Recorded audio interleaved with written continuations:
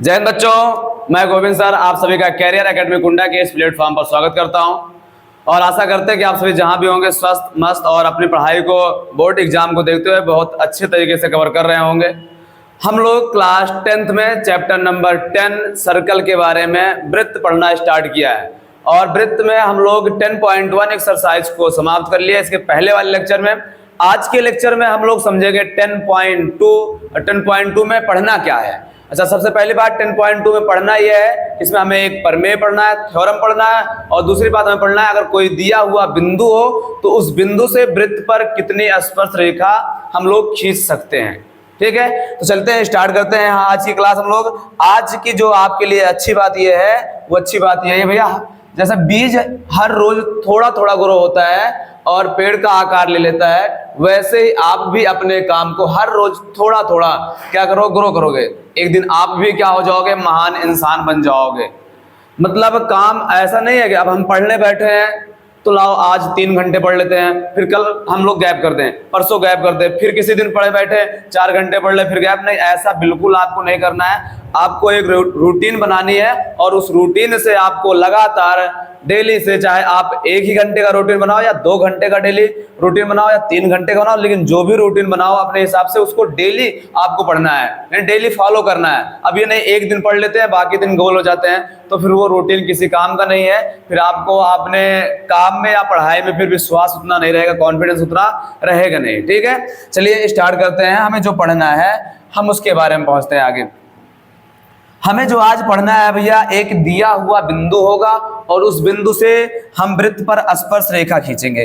क्या करेंगे, चलिए लिख लेते हैं। हमें जो पढ़ना है वो ये है, एक दिए गए बिंदु से वृत्त पर स्पर्श रेखा, या फिर हम वृत्त पर स्पर्श रेखा ना कहकर रेखा भी कह सकते हैं। हाँ, वृत्त पर खींची जा सकने वाली रेखा, ऐसा लिख देते हैं। वृत्त पर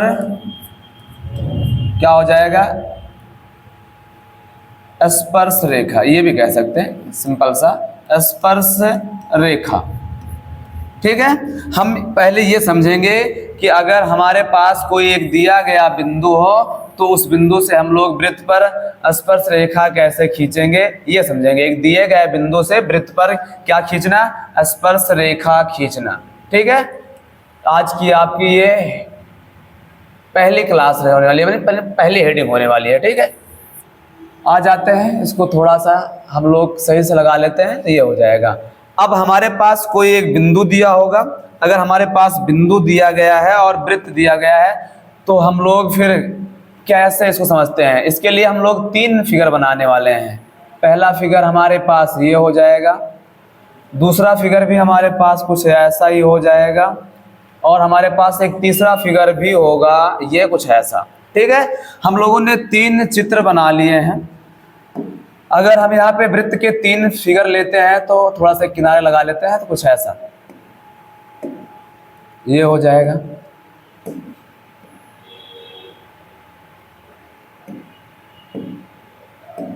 ये वृत्त ये हो जाएगा और दूसरा हमारे पास कुछ ऐसा होगा, ये। अब क्या करना है, हमें एक क्या बता दिया गया, हमें एक वृत्त के बारे में बताया गया है। अब हम ऐसा मान के चलते हैं, हमारे पास यहाँ पे जो वृत्त होगा, अगर वृत्त है तो यहाँ पे एक क्या होगा, सर्कल सेंटर होगा। ये वृत्त है तो यहाँ पर भी क्या होगा, एक सेंटर होगा, और ये वृत्त है तो एक सेंटर होगा। अब हमारे पास एक दिया हुआ बिंदु भी है और वृत्त भी है। भैया ऐसा करते हैं, वृत्त तो हम बना लिए, एक बिंदु ले लेते हैं। एक बार हम बिंदु को यहाँ पे रखते हैं, यहाँ पर, जिसका नाम रख देते हैं हम लोग P। क्या नाम रख देते हैं, P। एक बार हम लोग बिंदु को कहाँ रखते हैं, यहाँ पे रख देते हैं, मान लो इस परिधि पर, सरकमफ्रेंस पर, इस पर रख देते हैं। एक बार हम लोग पता है इस बिंदु को कहाँ ले लेते हैं, बाहर ले लेते हैं, ऐसा। हमारे पास 3 बिंदु है और तीनों की पोजीशन कहाँ ले लिए हम लोग, अलग अलग ले लिए। ठीक है, और वृत्त भी कितने बना लिए हम लोग, 3 बना लिए। पोजीशन भी कितने ले लिए, 3 ले लिए। अब पहली बात ये बताओ, अगर हम इस वृत्त से कोई लाइन खींचते हैं, क्या करते हैं, वृत्त से अगर हम यहाँ पे लाइन खींचे तो क्या हो जाएगा, यानी कोई रेखा, तो मैंने ये कोई रेखा खींची कुछ ऐसा, और इस बिंदु से होकर ये जाता है, ये बिंदु से होकर ये क्या करेगा, जाएगा। तो मैंने इस बिंदु से होते हुए इसको खींच दिया ऐसा कुछ, ठीक, ये हो जाएगा।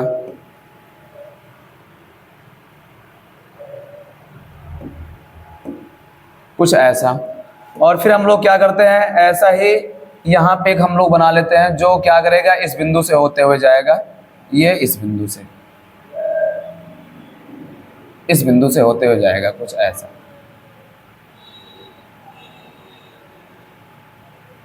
ये कुछ ऐसा। और फिर हम लोगों ने क्या किया, एक और बिंदु लिया है जो कि बाहर है, और बाहर बिंदु है तो हम लोग क्या देख रहे हैं यहाँ पे, अगर इसको भी हम लोग बनाते हैं तो कुछ ऐसा बनेगा, बिंदु से और वृत्त को स्पर्श करते हुए जाए तो कुछ हम लोगों ने ऐसा खींचा, कुछ ये।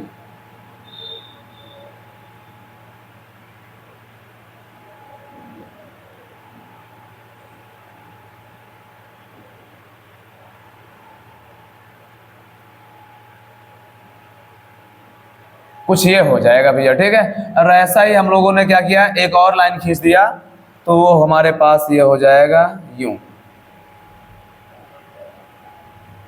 ये भी वृत्त को स्पर्श करती हुई जाएगी।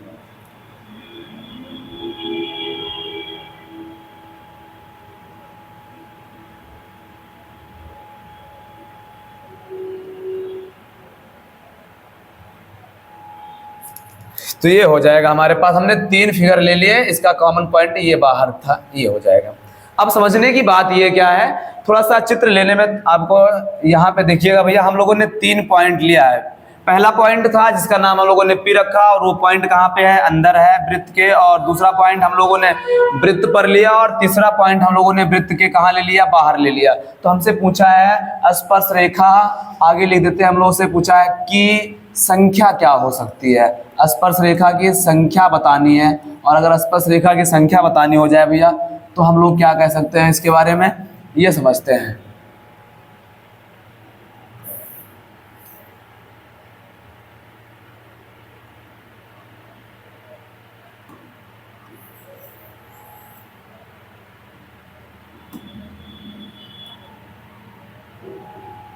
ये हो जाएगा। अब देखिए यहाँ पे बिंदु क्या है, बाहर है, सॉरी अंदर है। अगर बिंदु अंदर है तो क्या ये रेखा स्पर्श रेखा होगी, नहीं। जब वृत्त बिंदु वृत्त के अंदर होगा तो कोई स्पर्श रेखा नहीं मिलती, फिर क्या मिलती है आपको भैया, वो छेदक रेखा मिलती है। अगर आपसे कभी कहा जाए, क्या कहा जाए भैया, कि अगर बिंदु कहाँ पे है, तो बिंदु अगर हमारे पास अंदर है, यदि बिंदु वृत्त के अंदर स्थित है तो क्या कहेंगे हम लोग, तो हम लोग कहेंगे कोई भी स्पर्श रेखा नहीं खींची जा सकती है, नहीं खींची जा सकती है। ये हो जाएगा भैया, ठीक है। क्या, अगर वृत्त कहाँ है, बिंदु वृत्त के अंदर है तो। अगर दूसरी बात ये है, अगर हम ये कह दें बिंदु जो है, अगर बिंदु कहाँ पर है, वृत्त पर है, वृत्त पर है तो केवल एक स्पर्श रेखा खींची जा सकती है, एक स्पर्श रेखा खींची जा सकती है। ये हो जाएगा, ठीक है। अगर वृत्त पर बिंदु क्या है, एक है तो। जैसे भैया देखो, एक भी खींचा जा सकता है, अगर हम दोबारा खींचने की बात करेंगे इस पे तो वो छेदक रेखा हो जाएगी। कहीं से भी दोबारा खींचने की बात करेंगे तो छेदक रेखा हो जाएगी, कहीं से भी दोबारा खींचने की बात करेंगे तो वो क्या हो जाएगा, छेदक रेखा हो जाएगी। तो दोबारा हम लोग क्या, एक ही बिंदु से, अगर वृत्त पर कोई बिंदु एक है तो वहां से हम लोग एक ही रेखा खींच सकते हैं, कई रेखाएं नहीं खींच सकते हैं। तो ये हो जाएगा बिंदु। दूसरी बात है, यहाँ पे हमारे पास तीसरे में जो दिया है, यदि वृत्त के कोई बाहर बिंदु है तो बाहर से हम लोग कितनी स्पर्श रेखा खींच सकते हैं? सर बिंदु से हम लोग वृत्त पर 2 स्पर्श रेखा खींच सकते हैं। तो यहाँ कह सकते हैं यदि बिंदु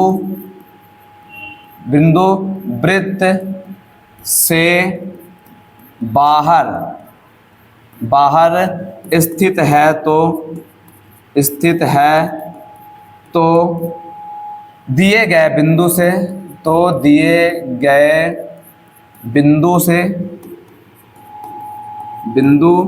से वृत्त पर 2 स्पर्श रेखाएं खींची जा सकती हैं। 2 स्पर्श रेखाएं खींची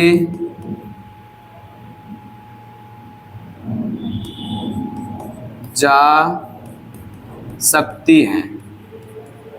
ये हो जाएगा, ठीक है। तो हमारे पास 3 फिगर था और तीनों से हम लोगों ने समझा कि अगर वृत्त के अंदर बिंदु है तो कोई स्पर्श रेखा नहीं होती, वृत्त पर है तो 1 स्पर्श रेखा होती, वृत्त के बाहर है तो 2 स्पर्श रेखा हो जाएगी। ऐसे ही हम लोग और कुछ बात समझते हैं। हमने कहा अगर एक बिंदु से खींचने, बिंदु अगर कहीं और ले लेते हैं तो भैया अगर मान लो यहाँ पे है तो एक ही स्पर्श रेखा हो सकती है। अगर दूसरी खींचने की बात करेंगे तो वो छेदक रेखा हो जाएगी। तो एक बिंदु से अगर वृत्त पर बिंदु स्थित है तो हम ये कह सकते हैं स्पर्श रेखा केवल 1 होगी। लेकिन अगर बिंदु वृत्त के बाहर है स्पर्श रेखा 2 होगी। अगर बिंदु वृत्त के अंदर है तो कोई स्पर्श रेखा नहीं होगी, ठीक है। इसके बाद हमें जो पढ़ना है वो पढ़ना है थ्योरम 10.2। चलिए स्टार्ट करते हैं। 10.2 के लिए क्या है? प्रमेय। प्रमेय में क्या कहा गया, पहले हम लोग प्रमेय को लिख लेंगे और उसके बाद फिर हम प्रमेय को समझेंगे और सॉल्व कैसे करेंगे।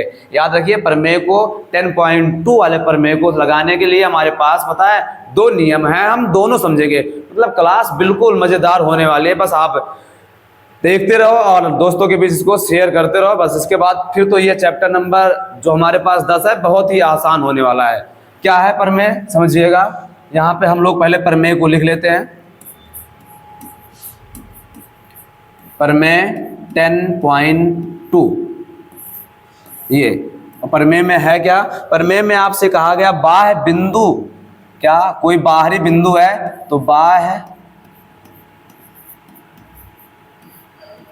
बिंदु से वृत्त पर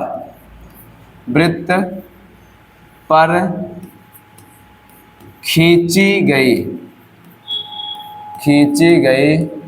स्पर्श रेखाएं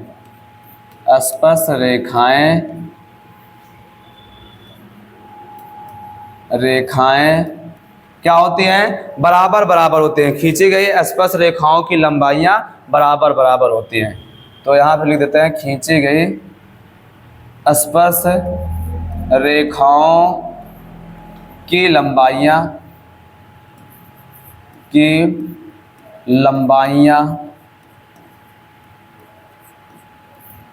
बराबर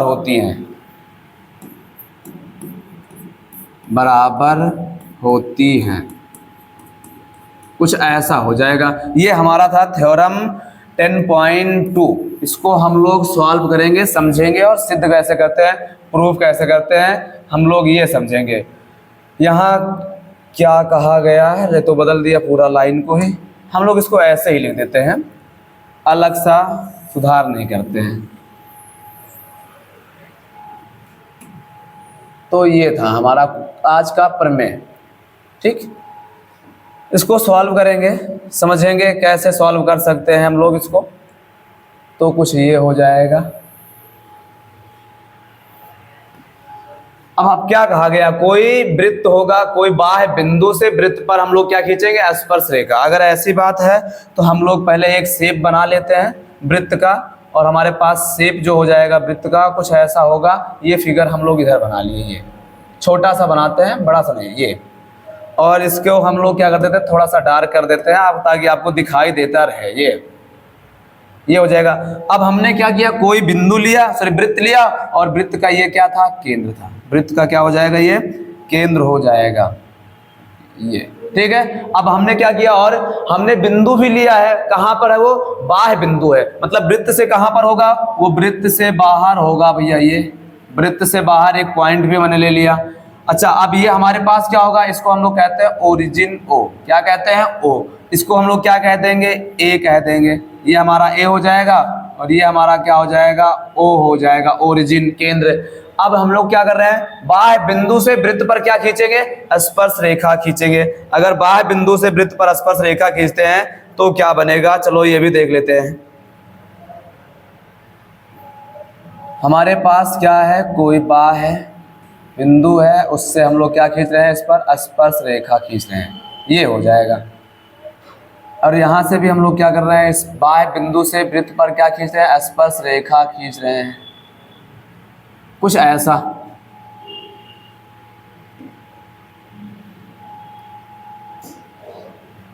अब क्या करते हैं, इसको थोड़ा सा हम लोग डार्क कर लेते हैं ताकि हमें दिखाई देता रहे।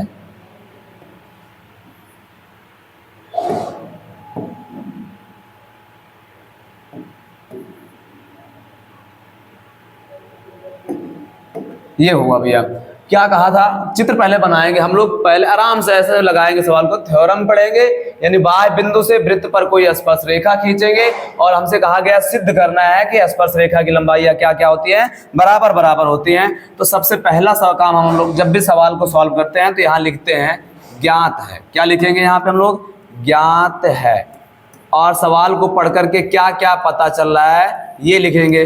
तो ज्ञात में क्या पता चला, यहां से हमें ये पता चला कि ओ केंद्र वाला क्या भैया, वृत्त, ओ केंद्र वाले वृत्त के बाहर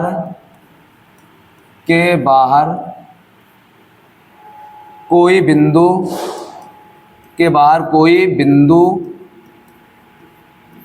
क्या है, ए है, ये हो जाएगा। इतनी बातें मुझे पता है। और हम लोग फिर क्या कर रहे हैं, बाह्य बिंदु से स्पर्श रेखा खींच रहे हैं, ये तो बात ठीक है, लेकिन हमसे कहा कि बराबर दिखाना है, तो इसका मतलब हो जाएगा यहाँ पे लिखेंगे हम लोग सिद्ध करना है। क्या लिखेंगे, सिद्ध करना है। क्या सिद्ध करना है भैया, सिद्ध करना ये है कि यहाँ पर स्पर्श रेखाओं की लंबाइयां बराबर बराबर होती है। हमारे पास स्पर्श रेखा कौन हो जाएगा, अगर यहाँ से देख रहे हैं तो AP नाम रख देते हैं, और यहाँ से देख रहे हैं तो इसका नाम रख देते हैं AQ, ये हो जाएगा। तो हमें सिद्ध करके दिखाना है कि AP की जो लंबाई होगी वो बराबर होगी किसके, AQ के लंबाई के बराबर, ये हो जाएगा। उसके बाद हम लोग क्या करेंगे, थोड़ा सा काम अपने आप से करेंगे, जिसको हम लोग कहते हैं रचना। क्या कहते हैं, रचना। और हम लोग रचना करेंगे तो रचना में क्या लिखेंगे भैया, याद रखिएगा, यहाँ पे हम लोग यहाँ जो केंद्र है और जो स्पर्श बिंदु इनको मिला देंगे। ये जो केंद्र है और जो स्पर्श बिंदु है इसको हम लोग क्या करेंगे, मिला देंगे, तो कुछ ऐसा बन जाएगा ये।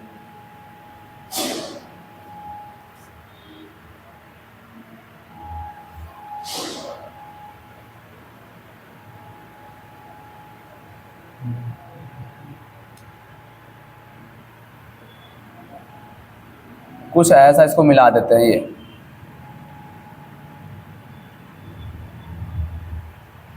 इसको हम लोग मिला देंगे और इसको भी हम लोग क्या कर देंगे, मिला देंगे, ठीक है। इसके बाद एक काम और करेंगे, हम लोग इसको भी मिला देंगे रचना में, ये वाले को, ठीक है, रचना में इसको भी मिला देंगे। ये मिलाया है, ये मिलाया है, इसको पीला ही कर देते हैं ताकि दिखता रहे। ये मिलाया है और ये मिला दिया है और ये मिला दिया है, ठीक है। ये दो काम हम लोगों ने क्या किया, रचना में किया। तो यहाँ पे लिख भी देते हैं रचना में, क्या रचना में ये लिख देंगे हम लोग, ओ से, यानी केंद्र O से A, B तो नहीं है, P है, A, P और Q को मिलाया, ये काम हो जाएगा रचना का, ठीक है। इतना सा काम। अब इसके लिए हम लोग आगे क्या करेंगे, हमें पता है एक बात और है, हम लोग 10.1 पढ़ के आ रहे हैं। तो 10.1 में हम लोगों ने पढ़ा कि यहाँ भैया क्या होता है, अगर हम केंद्र से स्पर्श बिंदु पर कोई रेखा खींचते हैं तो वो क्या होती है, परपेंडिकुलर होती है, लंब होती है। तो इसका मतलब ये हो जाएगा, वहां पे क्या आएगा, लंब आ जाएगा, ठीक है।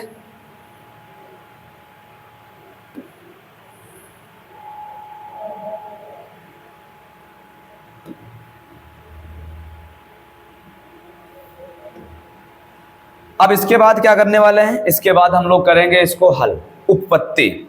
हल जिसको हम लोग कहते हैं उपपत्ति, क्या कह देंगे यहाँ पे, उपपत्ति, यानी हमारे पास ये हो जाएगा हल। चलो अब हल कैसे करते हैं। हमने कहा हल करने के लिए हमारे पास दो नियम हैं, दो में से हम पहला तरीका यूज करने वाले हैं। पहला तरीका क्या होगा इसको समझते हैं। सबसे पहली बात, हल में हम लिखेंगे यहाँ पे केंद्र O से, क्या लिखेंगे, केंद्र O से स्पर्श बिंदु, स्पर्श बिंदु पर खींची गई रेखा क्या होती है भैया, 10.1 में पढ़ के आए हैं, क्या होती है, लंब होती है। ये इतना बात आपको बता देना है, ठीक है। अब अगर ये लंब होता है तब तो फिर क्या हो जाएगा, तब हम ये बता देंगे, तब त्रिभुज कौन सा, एक बढ़ रहा है AOP, तब त्रिभुज AOP और त्रिभुज कौन सा है, एक है AOQ। AO क्या हो जाएगा यहाँ से हमारे पास भैया, ये क्यों हो जाएगा, AOQ समकोण होंगे, क्या होंगे, समकोण त्रिभुज होंगे, ये बात है। अब हमें पता है अगर कोई समकोण त्रिभुज होगा तो इसको हम लोग हल लगाने के लिए पाइथागोरस प्रमेय का प्रयोग कर सकते हैं। अगर हम पाइथागोरस प्रमेय के प्रयोग करते हैं तो फिर क्या मिलेगा मुझे, हम इसको थोड़ा सा देख लेते हैं क्या मिलने वाला है। पाइथागोरस प्रमेय का प्रयोग करेंगे तो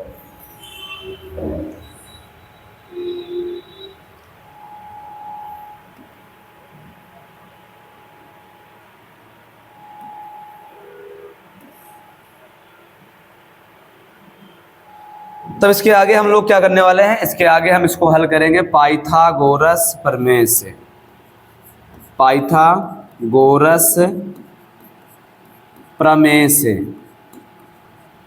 ठीक भैया। पाइथागोरस प्रमेय से क्या लगाएंगे हम लोग, यहाँ फिर हल लेंगे कैसा, एक बार हम तो देखेंगे त्रिभुज AOP में, किसमें, पाइथागोरस प्रमेय से त्रिभुज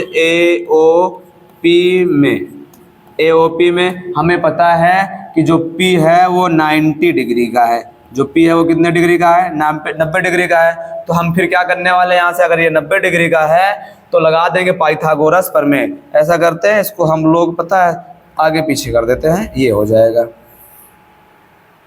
इसको हटा देते हैं यहाँ से, इसको पहले हम लोग ऊपर कर देंगे थोड़ा सा,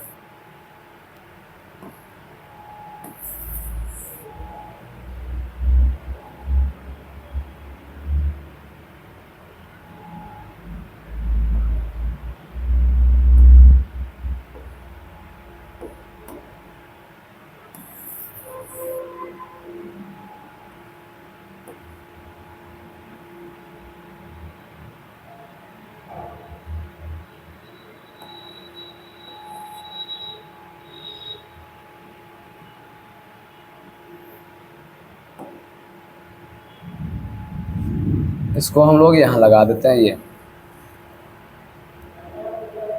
क्या हो जाएगा, त्रिभुज AOP में हम लोग क्या लगाने वाले हैं, यहाँ पाइथागोरस प्रमेय, क्या लगाएंगे, पाइथागोरस प्रमेय। तो इस पाइथागोरस को यहाँ लिख देते हैं, एक क्रम से हो जाएगा सही तरीके से। ये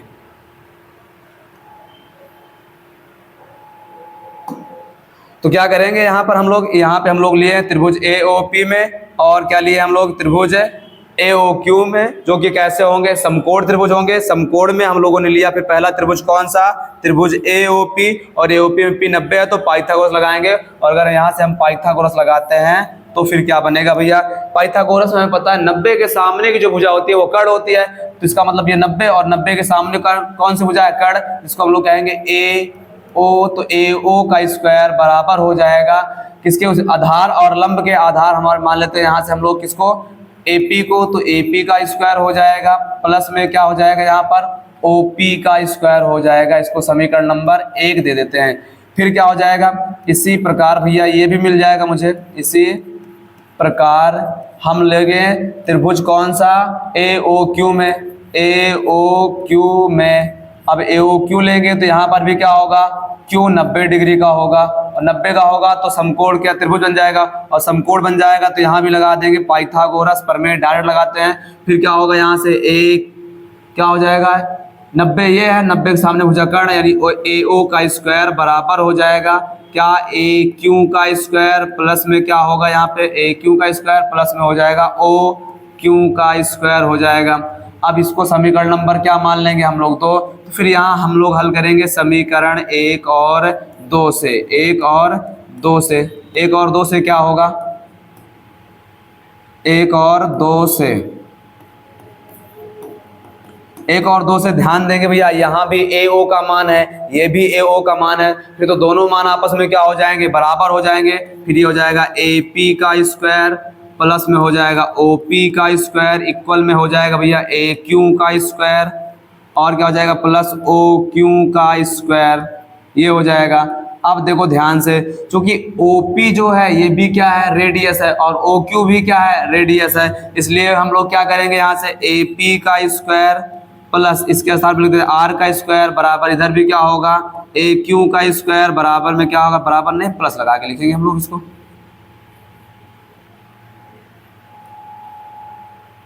फिर क्या हो जाएगा यहाँ पे प्लस हमारे पास आर स्क्वायर, तो आर स्क्वायर से आर स्क्वायर क्या होगा कट जाएगा, तो क्या बचेगा यहाँ से ए पी का स्क्वायर बराबर होगा ए क्यू का स्क्वायर, स्क्वायर से स्क्वायर भी काट देंगे तो फिर क्या मिल जाएगा यहाँ से मुझे मिल जाएगा ए पी बराबर क्या मिलेगा ए क्यू मिल जाएगा। इसका मतलब बाह्य बिंदु से वृत्त पर खींची गई स्पर्श रेखा क्या होती है बराबर बराबर होती है। एक तरीका था ये थ्योरम को सिद्ध करने का 10.2, जल्दी से नोट करिए तो हम लोग समझते हैं दूसरा तरीका क्या होगा इसका।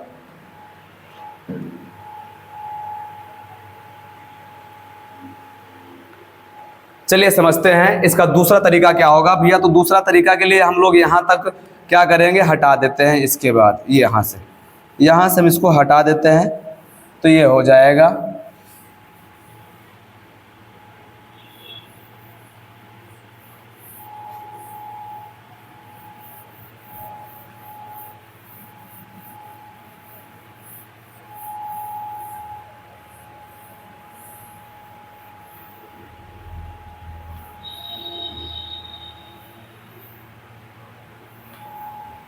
ये हो जाएगा। उपपत्ति के लिए अब हम लोग क्या करेंगे, इसको पहला तरीका हम लोगों ने देख लिया, आ जाते हैं हम लोग दूसरे तरीके को समझते हैं। दूसरा तरीका क्या हो जाएगा यहाँ पे, तो दूसरा तरीका क्या होगा, अब इसको हम लोग लगाएंगे जैसे क्लास 9th में हम पढ़ के आए हैं। क्या पढ़े थे 9th में हम लोगों ने पढ़ा था त्रिभुजों की सर्वांग समता। तो हम लोग यहाँ दिखाएंगे कि त्रिभुज क्या है सर्वांग सम है, और त्रिभुज अगर सर्वांग सम है तो उनके संगत पार्ट क्या होते हैं बराबर बराबर होते हैं। तो उपपत्ति में हम लोग लेंगे एक बार ले लेंगे किसको, एक बार ले लेंगे त्रिभुज AOP को। क्या लेंगे यहाँ पे त्रिभुज AOP, और एक बार हम लोग लेंगे त्रिभुज कौन सा है हमारे पास है, एक है हमारे पास AOQ में, हमारे पास ये दो त्रिभुज हो जाएगा AOP और AOQ में। अब क्या करेंगे इनको सर्वांगसम दिखाएंगे। सर्वांगसम दिखाने के लिए देखो एक पार्ट जो है कॉमन है, वो कौन सा AO इनके पास भी है और AO इनके पास भी है, जो कि क्या है उभयनिष्ठ है। क्या हो जाएगा ये उभयनिष्ठ हो जाएगा ये। और दूसरी बात यह है हमें पता है OP जो है वो बराबर है किसके OQ के, क्यों, क्योंकि सर ये त्रिज्याएं हैं। क्या है ये त्रिज्याएं हैं, ये हो जाएगा। और दूसरी बात हमें ये भी पता है कि जो एंगल जो हमारे पास P है और एंगल जो हमारे पास क्या है Q है, ये भी क्या है बराबर बराबर, क्यों 90 डिग्री से। तो हम ये भी कह सकते हैं, फिर क्या कहेंगे RHS नियम से। RHS नियम से, RHS नियम का मतलब होता है कि जब किसी ट्रायंगल में एक कोण 90 डिग्री आ जाता है तो वहां पे हम लोग RHS नियम लिखते हैं। RHS नियम से क्या हो जाएगा, RHS नियम से ट्रायंगल जो हमारे पास है AOP वो क्या हो जाएगा सर्वांगसम हो जाएगा किसके त्रिभुज AOQ के। तब हम ये कह देंगे जब सर्वांगसम होगा तो CPCT से, CPCT कहने का मतलब हो जाएगा भैया corresponding part of congruence triangle, मतलब संगत क्या मतलब सर्वांगसम त्रिभुजों के संगत पार्ट बराबर होते हैं। अगर ऐसी बात है तो अगर ये दोनों सर्वांगसम हैं तो ये वाला पार्ट और ये वाला पार्ट आपस में क्या हो जाएगा बराबर हो जाएगा। इसलिए AP बराबर होगा किसके, AQ के। बस यही आपको प्रूफ करना था। तो ये था सेकंड मेथड जो कि थोड़ा सा आसान लग रहा होगा। तो हम लोग 10.2 थ्योरम को सॉल्व करने के दो तरीके समझ लिए हैं और दोनों बेहद आसान है, समझ में आया होगा। आ जाते हैं एक्सरसाइज पर और एक्सरसाइज को सॉल्व करते हैं। एक्सरसाइज का हमारे पास क्या कहा है, प्रश्न संख्या 1, 2, 3 में सही विकल्प चुनना है। 3 प्रश्न दिया भैया, तीनों में मुझे सही विकल्प चुनना है। क्या क्या कह रहा है, पहला सवाल आपसे ये कह रहा है कि एक बिंदु क्यों, यानी कोई एक बिंदु है, क्यों से एक वृत्त पर क्या खींचा गया, स्पर्श रेखा की लंबाई 24 सेंटीमीटर है। ओ केंद्र की दूरी कितना है, 25 सेंटीमीटर है। तो क्या पूछा है, त्रिज्या पूछा गया है। इसका मतलब अगर ध्यान से समझा जाए तो हमारे पास जो क्वेश्चन 1 का सॉल्यूशन होगा वो कुछ ऐसा होगा कि कोई वृत्त है और अगर ये हमारे पास वृत्त है तो ये वृत्त का क्या हो जाएगा, केंद्र हो जाएगा। और केंद्र से बाहर कोई एक पॉइंट है जिसका नाम क्या रखा है, क्यों। क्या रखा है, क्यों। अब ये कहा क्यों से वृत्त पर स्पर्श रेखा खींची गई है, तो हम भी खींच देते हैं क्यों से वृत्त पर एक स्पर्श रेखा। आगे क्या कहा गया है, आगे कहा गया क्यों की केंद्र से दूरी, भैया क्यों की केंद्र से दूरी ले लेते हैं, कितना है ये 25, कितना है ये 25 सेंटीमीटर है। और सामने जो साइड है वो क्या है, ये 24 सेंटीमीटर है। अब अगर हम इसको केंद्र को और इस स्पर्श बिंदु को मिला दे भैया तो पता है ये क्या हो जाएगा, ये परपेंडिकुलर हो जाएगा। और परपेंडिकुलर के सामने जो साइड होती है वो क्या होती है, कर्ण होती है। और हमसे इसी के बारे में पूछा है, क्या पूछा है, त्रिज्या के बारे में पूछा है। ओ पता है, क्यों पता है, इसका नाम रख देते हैं ए। तो यहाँ लगा देंगे त्रिभुज ओ ए क्यू में क्या लगाएंगे, पाइथागोरस प्रमेय। क्यों, क्योंकि सर 90 बना है, समकोण त्रिभुज होगा, समकोण होगा तो 90 के सामने भुजा क्या होगी, कर्ण होगी। तो क्या हो जाएगा, त्रिभुज ओ ए क्यू में पाइथागोरस प्रमेय से पाइथागोरस प्रमेय से सॉल्व करेंगे तो पता है क्या हो जाएगा, ओ क्यू का स्क्वायर बराबर हो जाएगा, क्या हो जाएगा, ओ क्यू का स्क्वायर बराबर होगा ए क्यू के स्क्वायर प्लस ओ ए के स्क्वायर के बराबर हो जाएगा। भैया 90 के सामने की भुजा कर्ण कहलाते हैं, तो कर्ण है कौन, ओ क्यू। तो ओ क्यू का स्क्वायर, ओ क्यू कितना है, ओ क्यू है 25, तो कर देंगे 25 का स्क्वायर बराबर ए क्यू कितना है 24, तो कर देंगे यहाँ 24 का स्क्वायर प्लस में ओ ए क्या है सर, ओ ए को आर कहते हैं, रेडियस त्रिज्या, तो आर हो जाएगा। इसको सॉल्व करेंगे इधर हम लोग, अगर इसको सॉल्व करेंगे तो 25 का स्क्वायर होता है 625, ये इधर प्लस में उधर भेजेंगे तो क्या हो जाएगा माइनस में, और 24 का स्क्वायर होता है 500, क्या हो जाएगा 76, और बराबर में क्या बचेगा, बराबर में बचेगा आर का स्क्वायर, तो यहाँ आर का स्क्वायर हो जाएगा। 625 से 576 घटाएंगे तो यहाँ पे बचेगा भैया क्या 49 बचने वाला है। कैसे, देखो 15 से 6 घटाएंगे तो 9 बचेगा, यहाँ बचेगा 61 और यहाँ 57, तो ये आर का यानी आर स्क्वायर का मान 49, तो आर का मान आ जाएगा रूट के अंदर 49, तो इसका मतलब आर का मान आ गया +-7। अब सुनिए भैया, रेडियस है, त्रिज्या है, तो क्या हो जाएगा यहाँ पे, क्या हो जाएगा आर बराबर आ जाएगा 7 सेंटीमीटर। क्यों, क्योंकि रेडियस कभी माइनस में तो होती नहीं है। अब 7 वाले ऑप्शन पे हम लोग क्या जाएंगे, टिक मार देंगे। तो ये था इसका बहुविकल्पीय क्वेश्चन का आंसर, जो कि बहुत आसान है। क्या लगाए हम लोग, पाइथागोरस प्रमेय लगाए। आ जाते हैं अगला क्वेश्चन जो हमारे पास दिया गया है, क्वेश्चन नंबर 2, इसको समझते हैं। ये क्या कहा गया है, आकृति 10.11 जो कि बगल में बना हुआ है में टीपी टीक्यू ओ केंद्र वाले किसी वृत्त पर 2 क्या है, स्पर्श रेखा है। ठीक है, तो हमसे क्या कहा, इसका मान दिया है 110, तो इसका मान पूछा गया है, मतलब ये वाला मान दिया है तो ये वाला मान हमसे क्या कर रहा है, पूछ रहा है। अच्छा, एक बात तो ये भी तो पता है कि स्पर्श रेखा पर जब हम त्रिज्या को मिलाते हैं तो वहां क्या बनता है, 90 डिग्री का। क्या बनता है, 90 डिग्री, मतलब परपेंडिकुलर हो जाता है। अगर परपेंडिकुलर हो गया तो यहाँ हल में भी लिखोगे, क्या लिखोगे पहले बताओगे, क्या चूंकि स्पर्श बिंदु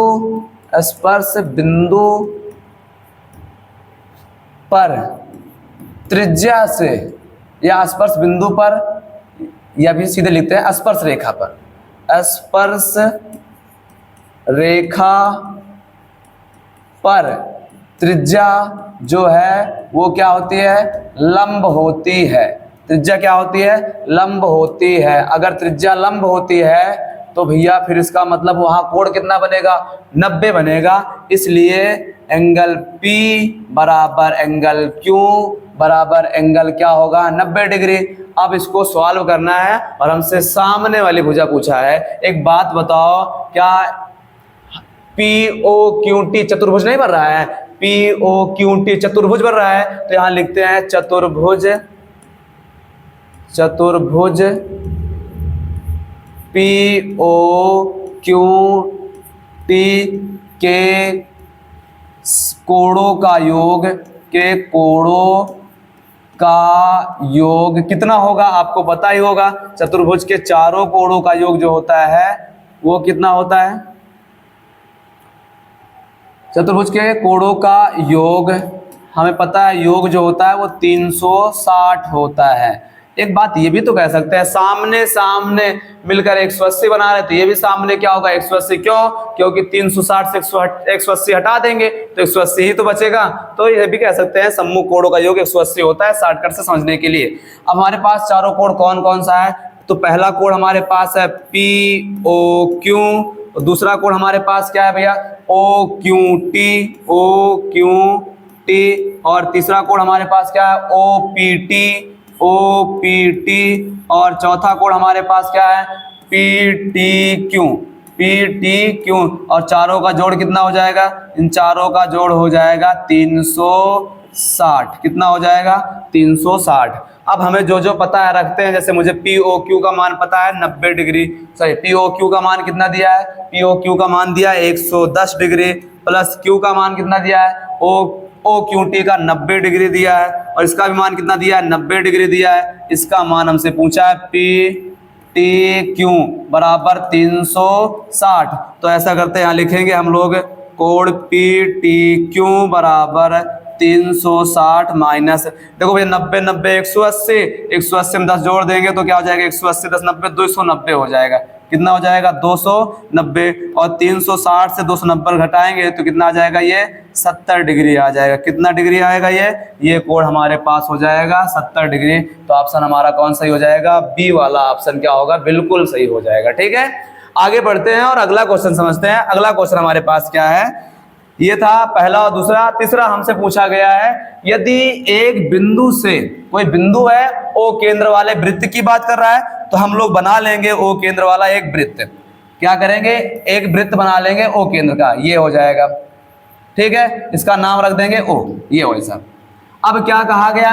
ओ केंद्र वाले वृत्त से बाहर कोई एक बिंदु है, तो मैंने एक बिंदु भी बाहर ले लिया जिसका नाम क्या रख दिया हम लोगों ने? P। ठीक है, अब PA और PB स्पर्श रेखा है, इससे हमें खींचा गया तो यहाँ पे PA मिल गया, और यहाँ से खींचा गया तो हमें यहाँ पे क्या मिल गया? PB मिल गया। क्या मिल गया? PA और PB स्पर्श रेखा है। ये इन्होंने कहा स्पर्श रेखाएं 80 डिग्री कोण पर झुकी हुई है, ये कोण कितना होगा? 80 डिग्री हो जाएगा। ठीक है, आपसे पूछा है तो POA बताओ भैया। P यहाँ पे है, O यहाँ पे है, A यहाँ पे है, इसके बारे में पूछा गया, इसके बारे में, ये वाले कोण के बारे में। और ये कितना होता है? 90 डिग्री। अच्छा, अभी थोड़ी देर पहले हम लोग थ्योरम क्या करके आए थे? प्रूफ करके आए हैं, प्रमेय को सिद्ध किए तो हमें पता चला कि ये वाला त्रिभुज और ये वाला त्रिभुज क्या होता है भैया? ये दोनों कैसे होते हैं? ये दोनों सर्वांग सम होते हैं। कैसे होते हैं?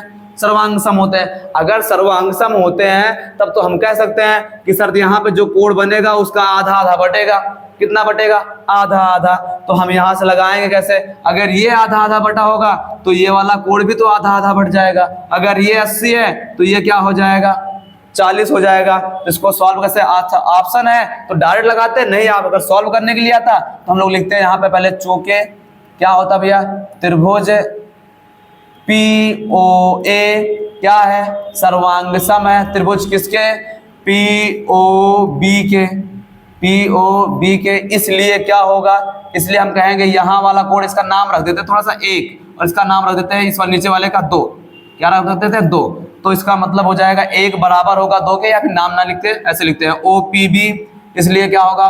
OPB बराबर होगा किसके? OPA के। अगर ये बराबर बराबर होंगे तो इसका मतलब OPA क्या होगा? तब हम ये कह देंगे OPA जो होगा वो आधा होगा। और किसका आधा होगा भैया? आधा होगा कोण APB के। और APB का मान कितना है? 80, तो 80 का आधा कितना हो जाएगा 40। अब हम लोग ले लेंगे यहाँ से त्रिभुज OPA में, त्रिभुज OPA में क्या पता है सर? पता यही है कि तीनों कोणों का जोड़ कितना होता है 180। तो कौन कौन से कोण बनेंगे? एक तो बनेगा सर OPA बन जाएगा, और दूसरा क्या बनेगा PAO बन जाएगा, और तीसरा क्या बनेगा AOP बन जाएगा। बराबर क्या होगा 180। अब इसका मान पता है कितना आया है 40, इसका मान पता है कितना है 90। कैसे पता? परपेंडिकुलर है। और इसका मान नहीं पता, यही तो हमसे पूछा गया है। तो हो जाएगा बराबर 180। तो AOP को एक तरफ रोक देंगे, AOP को एक तरफ रोक देंगे भैया, और बराबर क्या हो जाएगा 180 माइनस ये उधर जाएगा तो 9 4 13 130। तो आंसर कितना आ जाएगा यहाँ पर 50 आ जाएगा। ये हमारा क्या हो जाएगा आंसर। या फिर देखते ही बता सकते हैं, ये तो विकल्प वाली बात थी ना। 90 यहाँ 90 यहाँ 180 बनता कितना है सर? चतुर्भुज में 360 बनता है। 180 निकाल दो, बचा कितना 180। 180 में सामने कितना बना है 80, इधर कितना बनेगा 100, और 100 का मुझे कितना चाहिए आधा 50। आंसर सीधी बात है। ये लगाने वाला कॉन्सेप्ट जब हमें अच्छे नंबर मिलेंगे तो लगाएंगे, अगर विकल्प मिलता है तो बस सीधे ऐसे उड़ा देंगे हम लोग। ठीक है, आ जाते हैं अगले क्वेश्चन पे, और अगला क्वेश्चन समझते हैं। चौथा क्वेश्चन क्या कहा है? चौथे क्वेश्चन में ये कहा कि सिद्ध कीजिए कि वृत्त, अगर कोई वृत्त दिया है, मान लो हमने एक वृत्त बना लिया अपने समझने के लिए कुछ ऐसा, ये ठीक है, ये वृत्त का क्या है केंद्र है।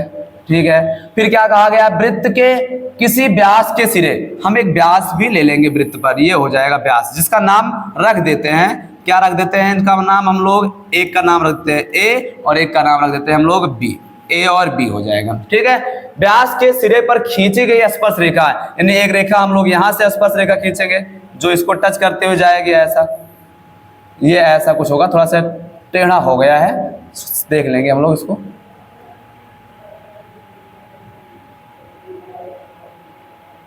कुछ ऐसा हो जाएगा। एक रेखा यहां से भी हम लोग खींचेंगे जो इसको स्पर्श करते हुए जा रही हो, कुछ ऐसा। ये क्या कहा? सिद्ध कीजिए कि वृत्त के व्यास के सिरों पर खींची गई स्पर्श रेखा समांतर होती है। अब समझो भैया, अगर किसी रेखा को समांतर दिखाते हैं तो हम लोग पीछे 9th में पढ़ के आए, रेखा समांतर कब होगी? जब या तो एकांतर कोण बराबर हो जाए, एकांतर कोण क्या हो जाए? बराबर हो जाए, या फिर संगत कोण क्या हो जाए? बराबर हो जाए, या फिर अंतः कोणों का जोड़ कितना हो जाए? 180 हो जाए, तभी हम कहते हैं रेखाएं क्या होंगी? समांतर होगी। या तो एकांतर कोण से बता दो, या तो फिर क्या कर दो? अंतः कोणों का योग बता दो। बात समझ में आ रही है?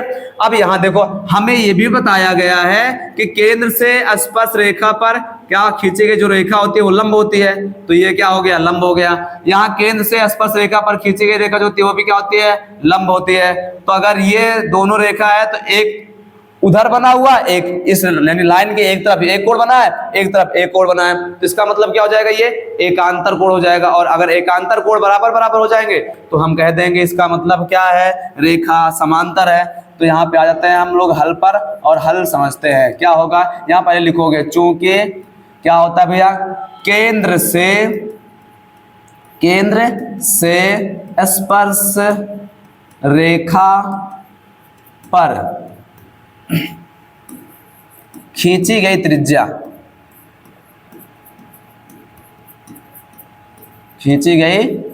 क्या होती है? लंब होती है।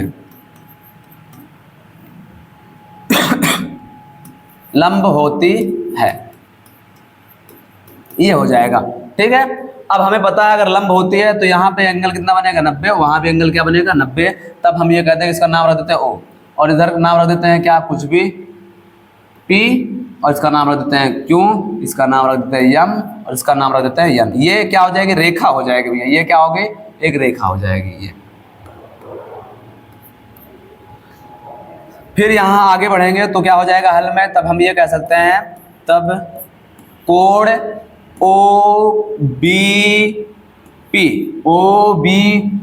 बराबर क्या होगा? 90, समीकरण नंबर 1 मान लेंगे। फिर क्या हो जाएगा? कोण OAM बराबर क्या होगा? 90, समीकरण इसको क्या मान लेंगे? 2।